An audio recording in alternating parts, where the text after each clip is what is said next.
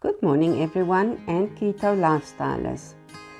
This egg muffin recipe is very easy and can be used as breakfast or lunch or on the go.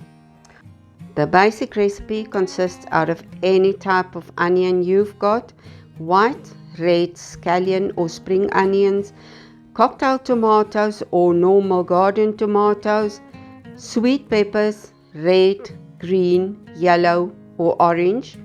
Any type of meat will do. My preference is naturally bacon. You can also use some ham. Leftover chicken is a good one as well.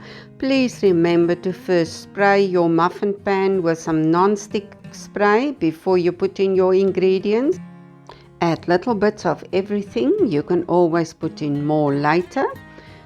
The eggs, I normally use 12 eggs for a 12 muffin pan. I put some salt, pepper and some paprika into mine. Give it a quick whisk either with a fork or with your whisk, and then pour it straight in.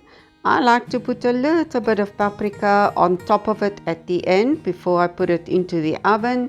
Oven is 180 degrees for about 10 to 12 minutes. Keep your eye on it and make sure that it's done before serving.